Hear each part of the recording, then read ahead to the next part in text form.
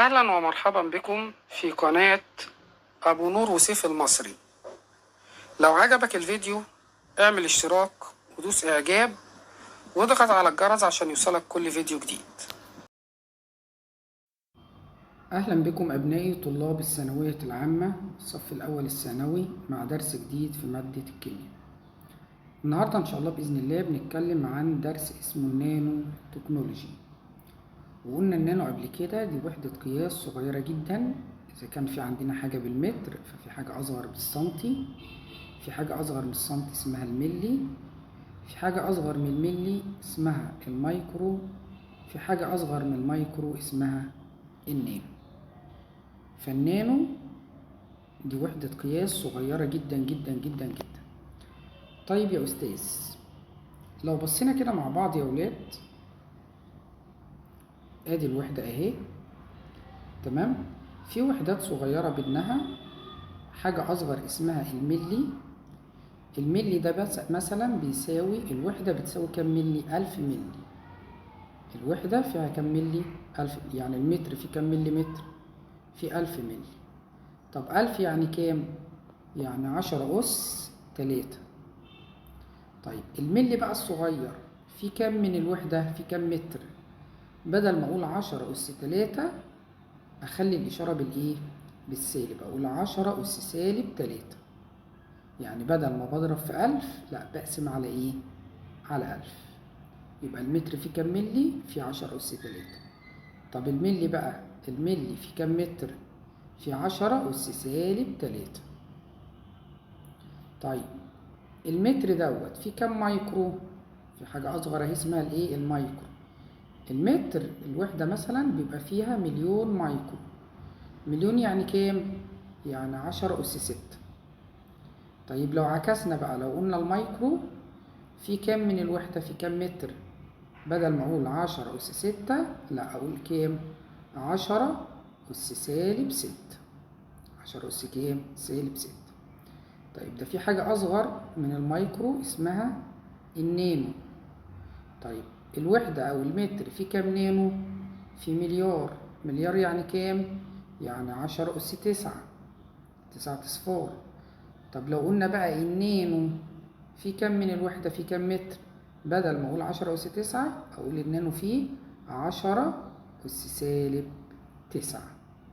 ودوت عنوان الدرس بتاعنا اللي هو النانو تكنولوجي. النانو اللي هي 10 أس كام؟ سالب 9. الحاجات الصغيرة جدا جدا جدا جدا اللي أنا باخد الوحدة وأقسمها لإيه؟ لمليار جزء. تمام كده يا ولاد؟ طيب يبقى الوحدة لو افترضنا مثلا بتكلم في المتر، المتر فيه كام ملي؟ 10 أس 3. طب المتر فيه كام مايكرو؟ 10 أس 6. المتر فيه كام نانو؟ 10 أس 9. طب لو جبنا من الصغير للكبير، بدل ما الإشارة بالموجب نخليها بالإيه؟ بالسالب. يعني النانو فيه كام متر؟ 10 أس سالب 9. المايكرو 10 أس سالب 6. الملي 10 أس سالب 3. تمام كده؟ واخد بالي إن كل وحدة من دول فيها 1000 من الوحدة اللي بعديها.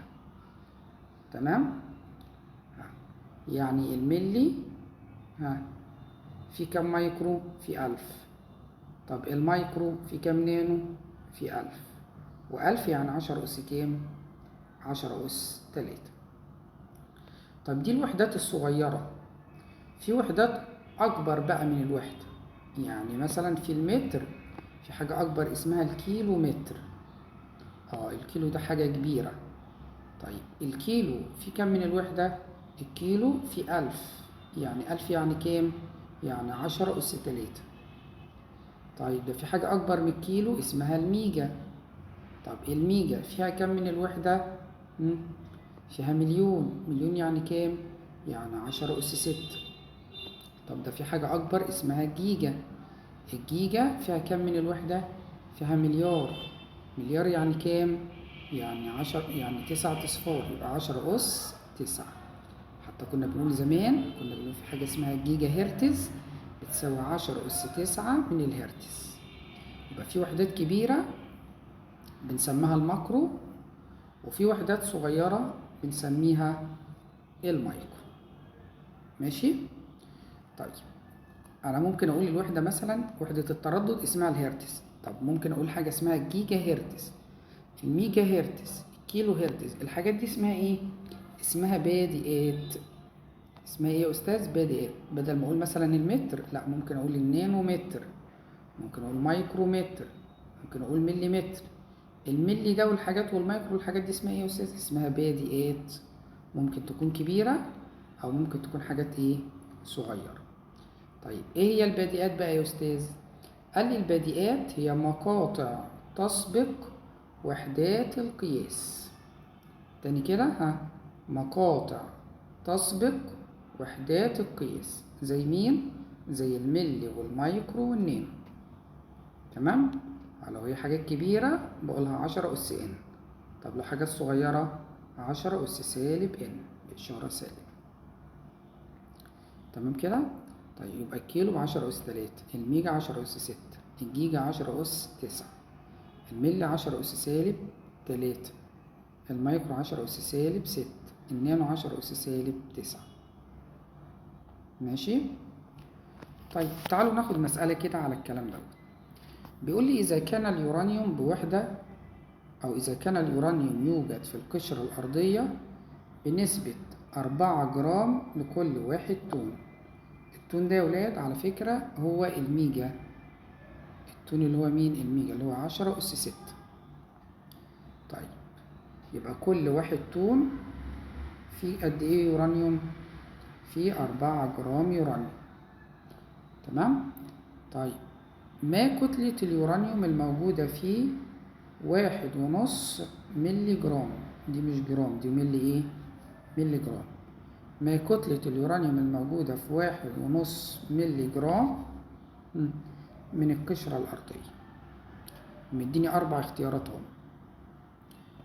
أنا لسه قايل إن الواحد طن من القشرة الأرضية في كام يورانيوم؟ في 4 جرام. طيب عايزين نعرف بقى 1.5 ملي جرام من القشرة الأرضية. لو أنا واخد 1.5 ملي جرام من القشرة الأرضية يطلع فيهم قد إيه يا أستاذ يورانيوم؟ الواحد طن من القشرة الأرضية اللي هو الواحد ميجا فيه 4 جرام يورانيوم. يبقى 1.5 جرام من القشرة الأرضية، 1.5 ملي جرام من القشرة الأرضية فيهم قد إيه يورانيوم؟ هنعمل طرفين في إيه؟ طرفين في وسطين. يبقى أضرب 1.5 في 4 على الواحد طن. هعمل إيه يا أستاذ؟ أضرب 1.5 بس ملي جرام، عايز أحولها لجرام. الملي جرام فيه كام جرام؟ الملي كان فيه قد إيه من الوحدة؟ في 10 أس سالب 3. يبقى أضرب 1.5 في 10 أس سالب 3 أضربه في كام؟ في 4 على 1 طن. احنا قلنا الطن فيه قد إيه؟ الطن اللي هو الميجا اللي هو 10 أس 6. يبقى بدل ما أقول 1 لا أقول 1 في 10 أس 6. تمام؟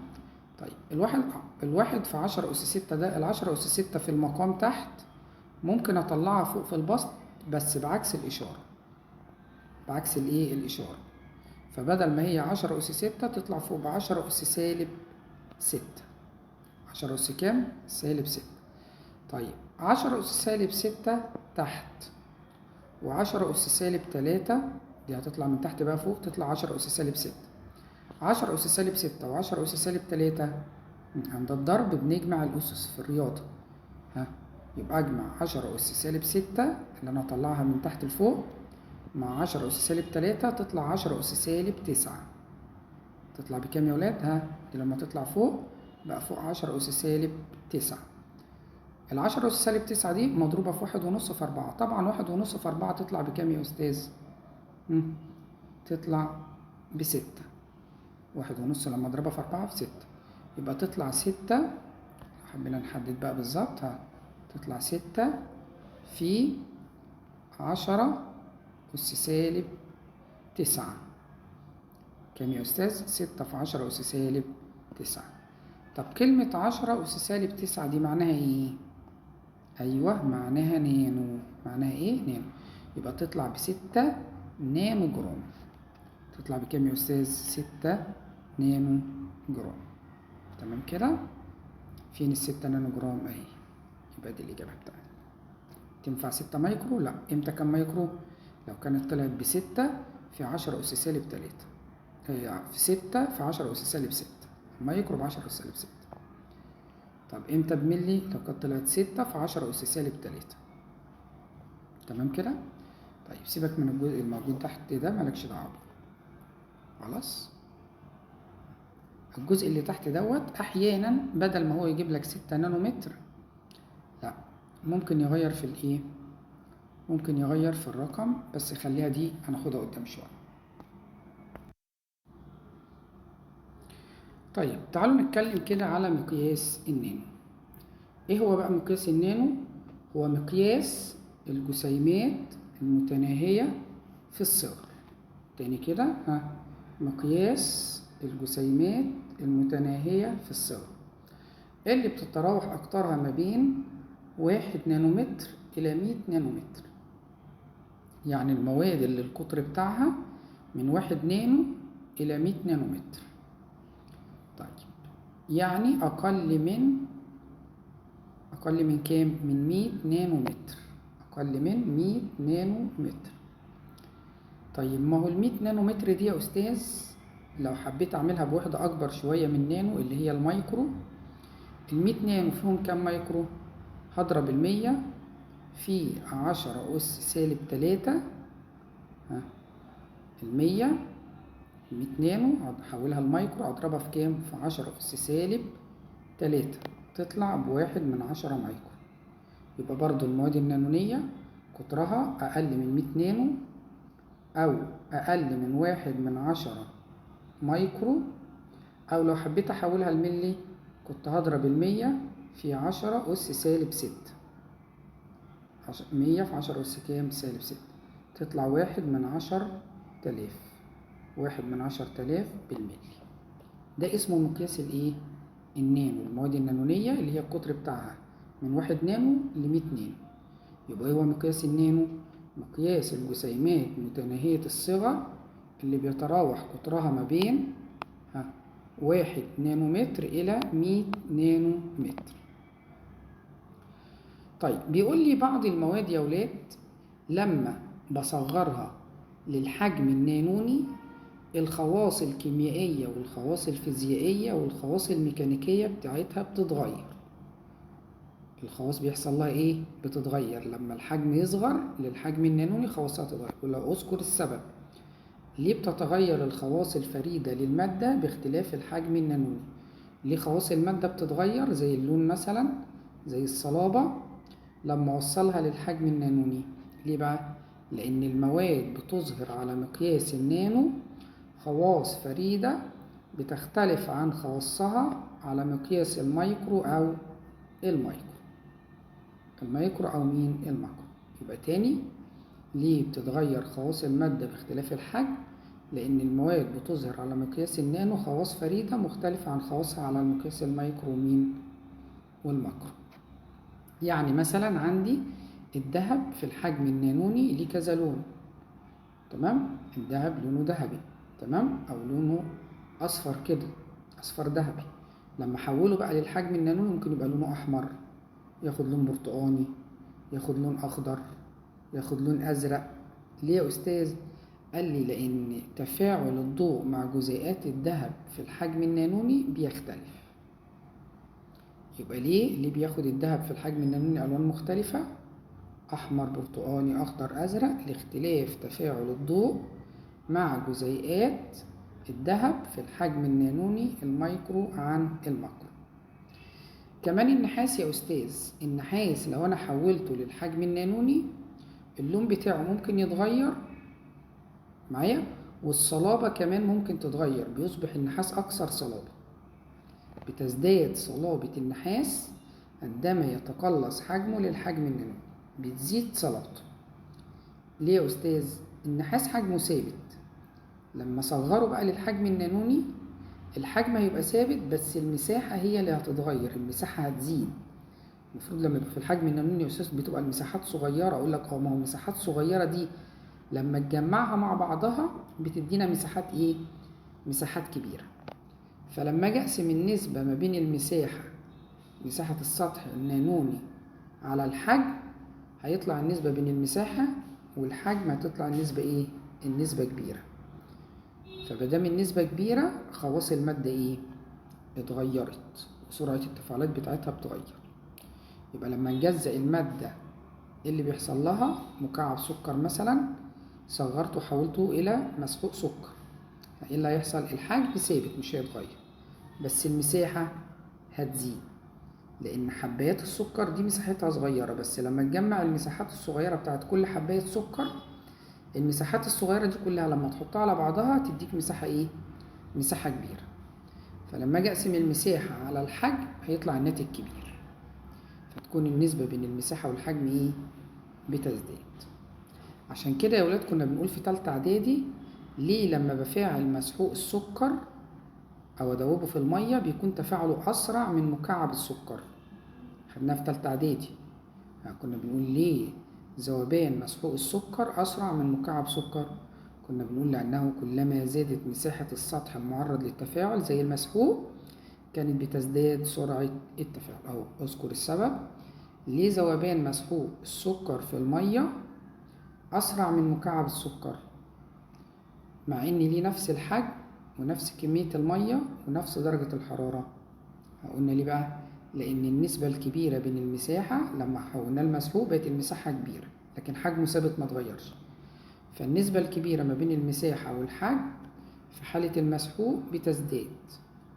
بيحصل لها يا أستاذ؟ بتزداد، فتزداد عدد الجزيئات المعرضة للذوبان فبتزداد سرعة التفاعل. كمان مرة، ليه ذوبان مسحوق من السكر في المية أسرع من مكعب سكر ليه نفس الخواص وكمية المية في درجة الحرارة؟ لأن النسبة الكبيرة بين مساحة السطح والحجم في حالة المسحوق بتزداد، فتزداد عدد الجزيئات المعرضة للذوبان فتزداد سرعة الذوبان. طيب في عندي حاجة اسمها الحجم النانوني الحرج. ايه الحجم النانوني الحرج ده؟ ده الحجم اللي هتبدأ تظهر عنده الخواص الفريدة للمادة، الخواص الجديدة للمادة، الخواص الغريبة. لما أبدأ أوصل لكده حجم معين بنسمي الحجم ده الحجم الايه؟ الحجم النانوني الحرج. الحجم الايه يا أستاذ؟ الحجم النانوني الحرج هو الحجم الذي تظهر فيه الخواص النانونية الفريدة للمادة. ولسه قايلين بتكون أبعاد دقائقه قد إيه؟ أقل من 100 نانومتر، من 1 نانومتر إلى 100 نانومتر. يعني قلنا أقل من 1/10 مايكرو، يعني أقل من 1/10,000 ملي. طيب بيقول لي ملحوظة فوق، عند الحجم النانوني الحرج بتختلف. لما المادة بتوصل للحجم النانوني إيه اللي بيتغير؟ بيتغير 3 حاجات: تتغير الخواص الكيميائية، تتغير الخواص الفيزيائية، تتغير الخواص الميكانيكية. يبقى في كام حاجة اتغيروا؟ 3: الخواص الكيميائية والفيزيائية والميكانيكية. الخواص الكيميائية لما بتتغير ممكن تزيد سرعة التفاعل، يعني لما المادة صغرناها حولناها لمسحوق صغير جدا زادت المساحة فتزداد سرعة التفاعل لزيادة عدد ذرات سطح المادة المعرض للتفاعل.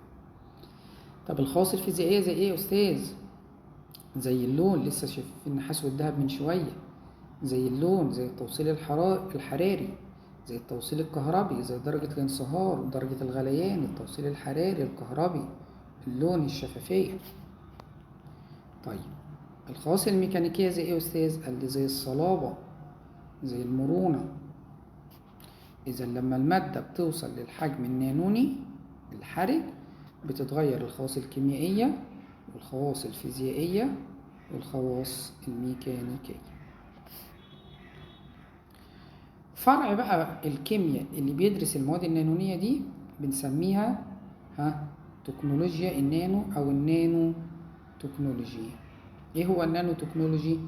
هو تكنولوجيا المواد المتناهية في الصغر. كمان مرة، النانو تكنولوجي تكنولوجيا المواد المتناهية في الصغر. دي بتختص تكنولوجيا المواد المتناهية في الصغر ومعالجة المواد على مقياس النانو وإنتاج مواد جديدة مفيدة وفريدة في خواصها. فرع الكيمياء ده بقى بنسميه إيه؟ بنسميها كيمياء النانو. بسميها ايه يا استاذ؟ بنسميها كيمياء مين؟ كيمياء النانو. ايه هو كيمياء النانو؟ هو احد فروع علم الكيمياء. ايه هو كيمياء النانو يا استاذ؟ احد فروع علم الكيمياء بيختص بدراسة الخواص الكيميائية للمواد النانونية وخواصها الفريدة وتطبيقاتها. يبقى بيدرس المواد النانونية وخواصها والتطبيقات بتاعتها. طيب يا أستاذ، لو حبينا نسأل سؤال ونقول تكنولوجيا النانو ديت مفيدة ولا مضرة؟ هي تعتبر سلاح ذو حدين. يعني ايه يا أستاذ سلاح ذو حدين؟ يعني ليها فوائد وليها أضرار. الفوائد هنعرفها كمان شوية، تمام؟ لكن تعالوا نتكلم الأول عن الأضرار. ايه الأضرار؟ أولا المواد النانونية ديت ليها تأثيرات صحية. يعني ايه يا أستاذ تأثيرات صحية؟ يعني يا أستاذ لما بتدخل جوه جسمنا المواد دي صغيرة جدا جدا جدا ما بتتشافش بالعين، بتدخل بتتراكم جوه الجسم وما بتخرجش منه مرة تانية. فلو دخلت مثلا جوه الجلد أو جوه الرئة مش هتخرج من الجسم تاني. يبقى ليها تأثيرات ايه؟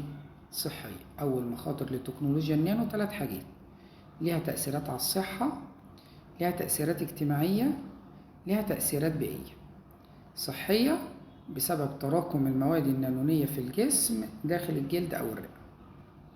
طيب اجتماعية، المواد النانونية دي يا ولاد طبعا غالية جدا، وبالتالي تكنولوجيا النانو ديت مين اللي هيقدر يدفع تكاليفها؟ الأغنياء. فيكون لها تأثير اجتماعي سلبي. ليه؟ هتتركز تكنولوجيا النانو دي في يد الأغنياء دون الفقراء. يبقى الأغنياء اللي هيستفادوا منها والفقراء ايه؟ مش هيستفيدوا. يبقى دي لها تأثيرات ايه؟ اجتماعية. كمان ليها تأثيرات بيئية. ازاي يا أستاذ؟ قال لي بتعمل نوع من التلوث اسمه التلوث النانوني. المواد دي صغيرة جدا جدا جدا جدا جدا جدا، فلما تطير في الهواء هتعمل نوع من تلوث الهواء اسمه التلوث الايه؟ النانوني. ايه هو التلوث النانوني دوت؟ هو التلوث بالنفايات الناجمة عن عمليات تصنيع المواد النانونية. طب ليه يا أستاذ التلوث النانوني دوت خطر؟ لخطورتها ودقة حجمها. حجمها صغير جدا، فبتأثر على المناخ، بتأثر على المية، بتأثر على الهواء، بتأثر على التربة. يبقى ايه هي مخاطر تكنولوجيا النانو يا أستاذ؟ في كام مخاطر لتكنولوجيا النانو؟ قلنا في كام؟ في 3. لها تأثيرات صحية، لها تأثيرات اجتماعية، لها تأثيرات بيئية.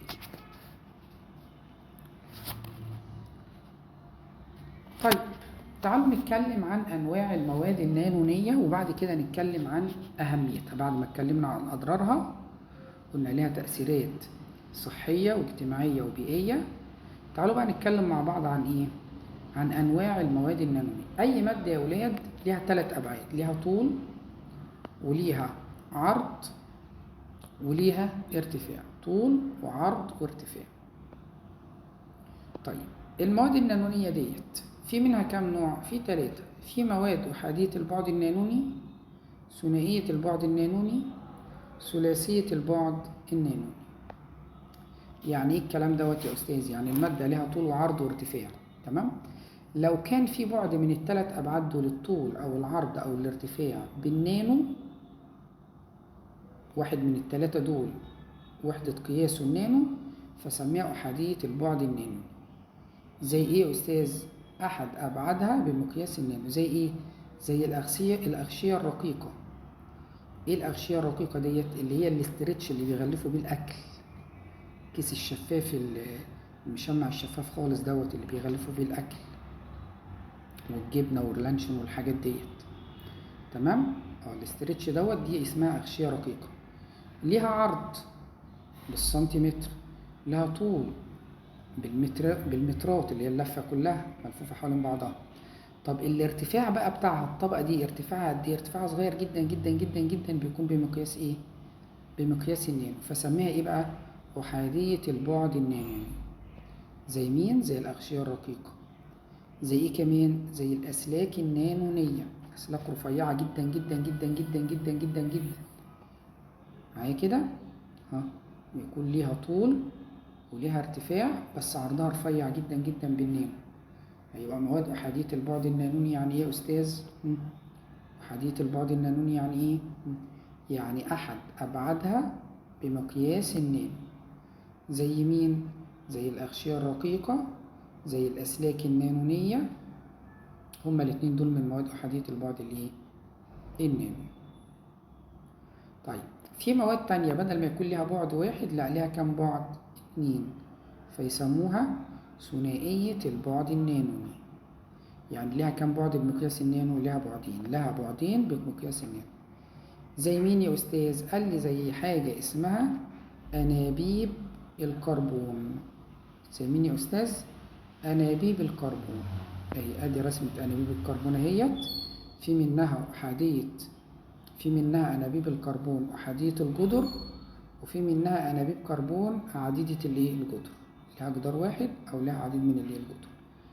أنابيب الكربون ديت بتبقى عبارة عن أنابيب واخدة الشكل ده كده، وكلها عبارة عن ذرات كربون بس متجمعة مع بعضها في صورة شكل سداسي.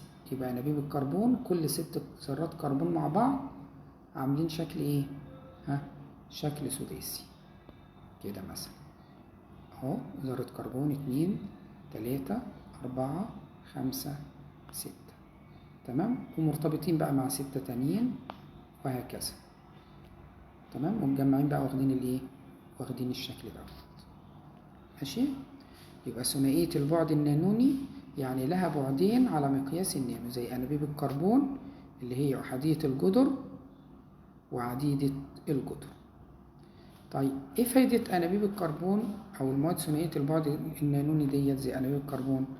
قال لي بتتميز بقدرتها العالية جدا على توصيل الكهرباء، بتوصل الكهرباء أحسن من النحاس وأحسن من الكربون اللي هو الجرافيت. كمان بتوصل الحرارة أحسن من النحاس وأحسن من الماس. كمان بتكون شديدة الصلابة. أنابيب الكربون دي شديدة الصلابة، صلبة جدا، أقوى من الفولاذ. عشان كده بيستخدموها في صناعة المصاعد الفضائية. المصاعد الفضائية، بدل ما نبعت صاروخ للفضاء لا بقوا يعملوا حاجة اسمها مصاعد فضائية، تمام. وبدل ما يرفعوا مثلا الأسانسير يحطوا له كابلات، لا ده ممكن يحطوا أنابيب كربون رفيعة جدا ومع كده شديدة الصلابة. يبقى في المصاعد الفضائية. 4، قوة الترابط فيها أقوى من مين؟ لسه قايلين أقوى من من الصلب. كمان بترتبط بسهولة مع البروتين، اللحم بتاع الجسم. عشان كده ممكن نستخدم أنابيب الكربون ديت. أنابيب الكربون ممكن استخدمها في أجهزة الاستشعار البيولوجية. ليه يا أستاذ بستخدمها في أجهزة الاستشعار البيولوجية؟ أجهزة كده بندخلها جوه جسمنا كده زي الليزر والحاجات ديت، العمليات اللي بيعملوها بالليزر، لأنها بترتبط بسهولة بالبروتين اللي هو المنظار اللي بيخش جوه الجسم. يجيبوا سلك حاجة زي سلك رفيع جدا جدا جدا جدا، ومش سلك ولا حاجة، هو أنبوبة كده زي أنابيب الكربون دي، ويدخلوها من جلد وتخش تستكشف الجسم من جوه. اسمها ايه الأجهزة دي؟ اسمها أجهزة الاستشعار البيولوجية. ليه يا أستاذ؟ لأنها بترتبط بسهولة مع البروتين. ترتبط بسهولة مع مين؟ مع البروتين. يبقى كده في مواد أحادية البعد النانوني، في مواد ثنائية البعد النانوني. في مواد تالتة يا ولاد بيسموها ثلاثية البعد النانوني. يعني ايه ثلاثية البعد النانوني يا أستاذ؟ يعني الطول والعرض والارتفاع بالنانو. الثلاث أبعاد بتوعها بمقياس النانو، لها 3 أبعاد نانونية. زي ايه؟ قال لي زي كرة البوكي C60 وزي صدفة النانو. فاكرين لما كنا بنقول في تالتة إعدادي إن كان من طرق علاج السرطان استخدام جزيئات نانونية اهي جزيئات نانونية من الذهب. كنا بنقول بندي المريض وجبة فيها جزيئات ذهب صغيرة جدا جدا جدا جدا، ومدخلين في جزيئات الذهب دي من جوه العلاج بتاع مين؟ السرطان. دي زي مين بقى؟ زي حاجة اسمها صدفة النانو اللي بتعالج السرطان، تمام. زي حاجة تانية برضو ثلاثية البعد النانوني اسمها كرة البوكي C60، عبارة عن 60 ذرة كربون مرتبطين مع بعض بس بشكل المرة دي؟ بشكل خماسي. يبقى أنابيب الكربون كان شكلها سداسي، ذرات الكربون واخدة شكل سداسي، لكن كرة البوكي C60 دي عبارة عن ذرات كربون واخدة شكل ايه؟ خماسي. كام ذرة كربون؟ كرة البوكي 60 ذرة كربون، C60 يعني 60 ذرة كربون. كرة البوكي C60 دي كرة مجوفة من الداخل، مجوفة يعني فاضية، فاضية من جوه اهي.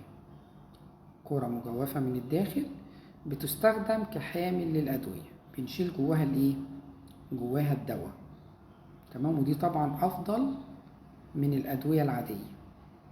ليه يا أستاذ؟ لأن كرة البوكي C60 يا ولاد بتروح الخلايا المريضة بس، لكن الدواء العادي بيروح على كل الخلايا المريضة والخلايا الغير مريضة، ما بيقدرش يفرق ما بين دي ودي. لكن كرة البوكي C60 ما بتروحش الخلايا مين؟ الخلايا المريضة. نحط جواها العلاج وندخلها في الجسم تروح للخلايا مين؟ المريضة. زي مين كمان يا أستاذ؟ قال لي زي صدفة النانو. ادي شكل صدفة النانو اهو، تتكون من جزئين، لب من مواد غير موصلة. لب يعني قلبها من جوه، شفت البطيخة كده او الكورة من جوه فاضية، فقلبها من جوه يسموه ايه؟ يسموه اللب. طب ومن بره يسموها ايه؟ يسموها الصدفة. فيسموا الصدفة دي عشان هي صغيرة جدا جدا بالنانو فيسموها صدفة النانو. بتتكون من لب، ده عبارة عن مواد غير موصلة. طيب والصدفة من بره وغلاف خارجي رقيق من الذهب، تستخدم لعلاج مين؟ للسائلين. لعلاج مين؟ لعلاج السرطان. ماشي. يبقى في عندي كده كام نوع من المواد النانونية؟ في 3 أنواع. أحادية البعد النانوني زي الأغشية الرقيقة والأسلاك النانونية.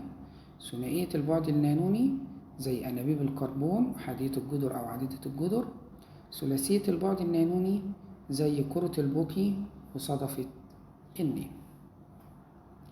طيب تعالوا بعد كده نعرف مع بعض ايه هي تطبيقات النانو تكنولوجي، ايه هي الفوائد بتاعة النانو تكنولوجي. ممكن استخدم النانو تكنولوجي فين؟ قال لي ممكن استخدمه في الطب، ممكن في الصناعة، في الزراعة، في الطاقة، في الاتصالات، في البيئة. يبقى ليها كام استخدام تكنولوجيا النانو؟ 6 حاجات: الطب، الصناعة، الزراعة، الطاقة، الاتصالات، البيئة. تعالوا نتكلم عن كل واحدة فيهم بالتفصيل. ممكن استخدمها في الطب في ايه؟ قال لي في التشخيص المبكر للأمراض وتصوير الأعضاء والأنسجة عن طريق أجهزة الاستشعار البيولوجية. لسه قايلين من شوية زي أنابيب مين؟ زي أنابيب أنابيب الكربون كنا بنستخدمها في أجهزة الاستشعار البيولوجية. ايه كمان؟ في توصيل الدواء بدقة للخلايا. قلنا زي مين؟ قلنا زي كرة البوكي وصدفة مين؟ صدفة النانو. كرة البوكي كنت بستخدمها كناقل للأدوية. صدفة النانو كنت بستخدمها لعلاج مين؟ السرطان. يبقى في توصيل الدواء بدقة للخلايا، للأنسجة المصابة فقط زي كرة مين؟ البوكي. لأن العلاج التقليدي ما بيقدرش يفرق ما بين الخلايا المصابة والمريضة، لكن كرة البوكي دي بتروح لمين؟ بتروح للخلايا المريضة فقط، عشان كده بستخدمها نقل للأدوية. 3 في إنتاج روبوت نانوني في الدم.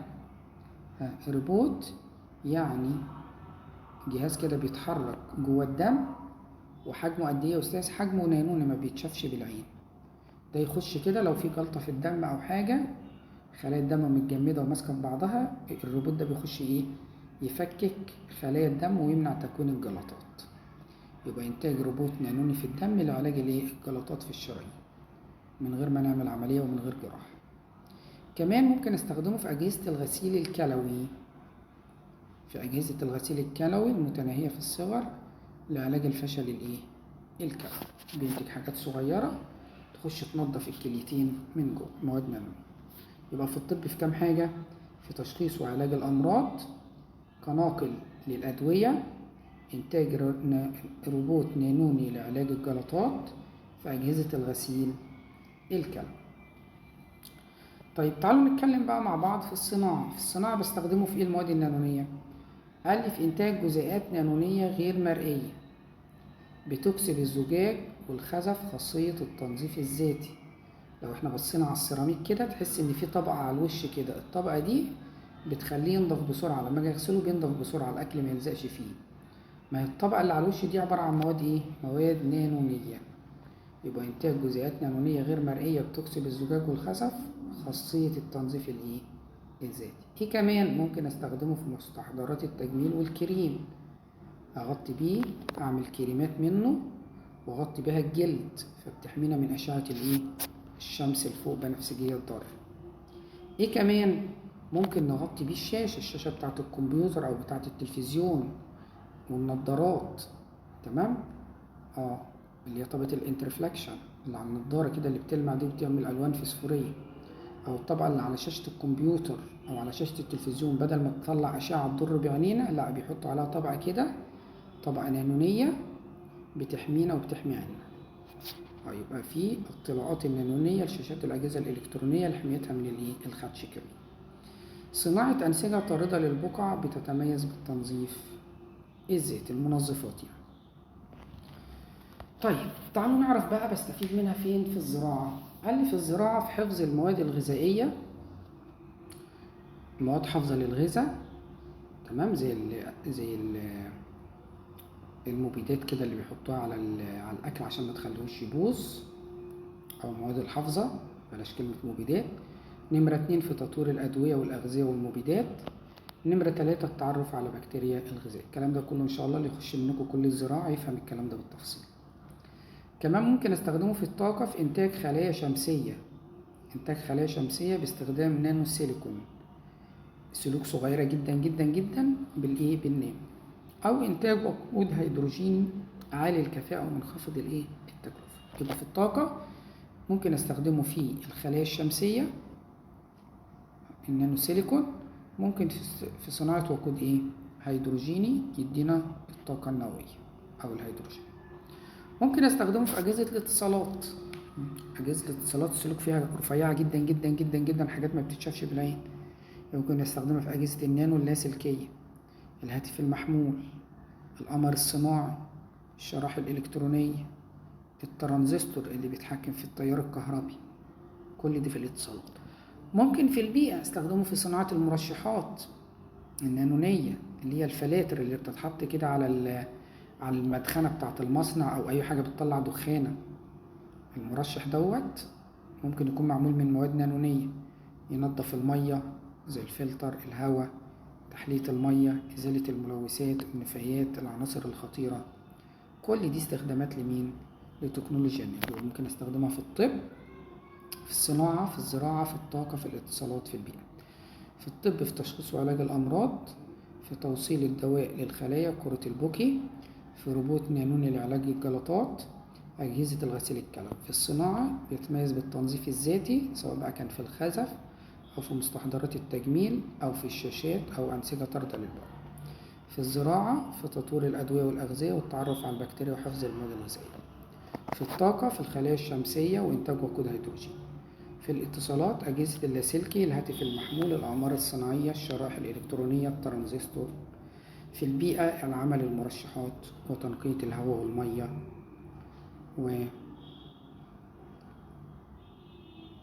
والمواد الخطيرة. آخر صفحة بقى، آخر جزء، أذكر السبب العلمي. السؤال الأول بيقول: ليه بتستخدم كرة البوكي 60 كحامل للأدوية في جسم الإنسان؟ ليه كرة البوكي بستخدمها كحامل للأدوية؟ لأن شكلها الكروي اللي بيكون مجوف بيمكنها من حمل الدواء داخلها. طب وسطحها الخارجي يقاوم التفاعل مع جزيئات أخرى داخل الجسم. يبقى سطحها المجوف بيشيل جواه الدواء، وسطحها من بره الخارجي ما بيتفاعلش مع مين؟ مع الجسم. 2 بستخدم أنابيب الكربون اللي هي كان شكلها إيه يا ولاد؟ تمام، كان شكلها سداسية في صناعة المصاعد الفضائية. ليه؟ لأنها شديدة الصلابة. تمام. تستخدم أنابيب الكربون في أجهزة الاستشعار البيولوجية. أنابيب الكربون في أجهزة الاستشعار البيولوجية ليه؟ عشان بترتبط بسهولة مع البروتين في جسمنا، وعندها حساسية تجاه جزيئات معينة ترتبط بالبروتين. طب ليه بستخدم أنابيب الكربون في صناعة أسلاك الكهرباء؟ أكيد بتوصل الكهرباء كويس، قدرتها الفائقة على توصيل الكهرباء أفضل من النحاس والكربون. طب ليه بستخدمها في الأجهزة الحرارية؟ لقدرتها الفائقة على توصيل الحرارة أفضل من الماس وأفضل من النحاس. طب ليه خطورة التلوث النانوني؟ ليه في خطورة من التلوث النانوني؟ ليه المواد النانونية دي خطرة؟ لدقة حجمها واختراقها الخلايا النباتية والحيوانية وتراكمها داخل الأنسجة. طب ليه بنفضل العلاج النانوني على التقليدي؟ لقدرتها على الوصول للخلايا المريضة فقط، بتتعرف على الخلايا المريضة، لكن الأدوية التقليدية ما بتفرقش ما بين الخلية المريضة والخلية والخلية المصابة. أتمنى أنكم تكونوا استفدتوا إن شاء الله. وبكده إحنا انتهينا من الوحدة الأولى. الحصة الجاية إن شاء الله نبدأ في الوحدة الثانية أو الباب التاني. السلام عليكم ورحمة الله وبركاته. المشاهد، لو عجبك الفيديو اعمل اشتراك ودوس إعجاب واضغط على الجرس عشان يوصلك كل فيديو جديد.